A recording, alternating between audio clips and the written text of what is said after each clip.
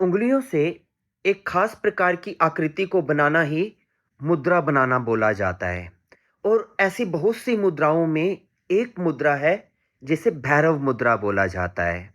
जब हम अपनी गोद में एक हाथ के ऊपर दूसरा हाथ रखकर बैठते हैं तो इसी मुद्रा को भैरव मुद्रा कहते हैं। यह मुद्रा ध्यान की एक सामान्य मुद्रा है। अक्सर आपने भगवान शिव को, भगवान बुद्ध को और इवन आजकल के समय में भी अधिकतर ध्यान के साधकों को आपने इस मुद्रा में ध्यान में बैठे हुए देखा होगा। एक्चुअली भगवान शिव के ही एक उग्र रूप को भैरव कहा जाता है। और इस मुद्रा के द्वारा यानी कि भैरव मुद्रा के द्वारा भगवान शिव की ताकत का प्रतीकात्मक वर्णन किया जाता है। इसलिए भैरव मुद्रा को शिव मुद्रा भी कहा जाता है। इस मुद्रा के बहुत से लाभ हैं और यह मुद्रा शारीरिक रूप से हमारी बीमारियों को खत्म करती है और आध्यात्मिक रूप से यह हमारे अहंकार को खत्म करती है।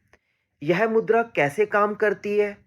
आपने देखा, जब भी आप इस मुद्रा में बैठेंगे तो आप महसूस करेंगे कि जो आपकी प्राण ऊर्जा है वो अब एक वर्तुल के अंदर यानी कि एक गोल चक्र में आपके शरीर के अंदर, आपके सूक्ष्म शरीर में घूमने लग जाएगी।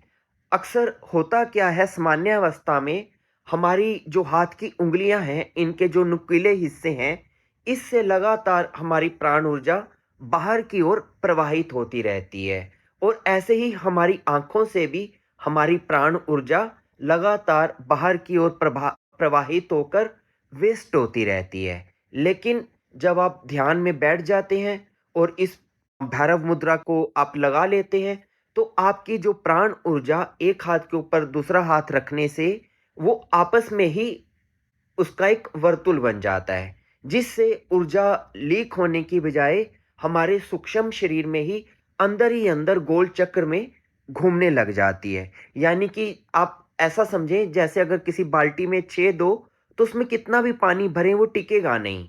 ऐसे ही हमारे शरीर के अंदर भी हमारी प्राण ऊर्जा शरीर के नुकीले हिस्सों से प्रवाहित होती रहती है, बाहर की ओर निकलती रहती है।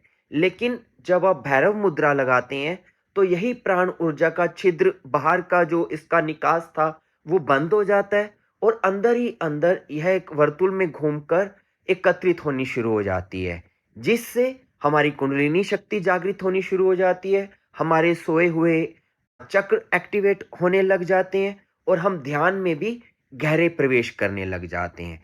तो इस प्रकार से यह मुद्रा हमारे शरीर के अंदर कार्य करती है। इसके अलावा जब हम इस मुद्रा का नित्य अभ्यास करते हैं तो हमारी ईड़ा पिंगला नाड़ियां बैलेंस होने लगती हैं और हमारी सुषुम्ना नाड़ी एक्टिवेट होने लगती है। और हमारा राइट और लेफ्ट साइड का जो ब्रेन है उसमें एक हार्मनी बनती है और हमारे दोनों ब्रेन के जो हिस्से हैं वो बैलेंस होने लगते हैं। तो इस प्रकार से यह मुद्रा हमें शारीरिक रूप से, मानसिक रूप से और आध्यात्मिक रूप से विभिन्न प्रकार के लाभ प्रदान करती है। अब हम बात करते हैं कि इस विधि का आपको प्रॉपर कैसे प्रैक्टिस करना है।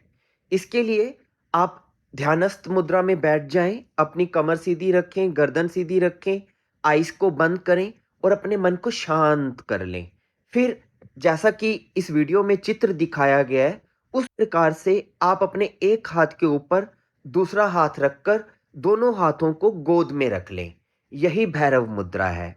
अब आप जितनी देर भी ध्यान में बैठेंगे उतनी देर तक इस मुद्रा को लगाए रखें। याद रखें, आपको राइट हैंड ऊपर रखना है और लेफ्ट हैंड नीचे रखना है। ये इसका सामान्य उपक्रम है। लेकिन आप चाहें तो अपना लेफ्ट हैंड भी ऊपर रख सकते हैं, लेकिन तब यह मुद्रा भैरव मुद्रा ना होकर भैरवी मुद्रा कहलाएगी।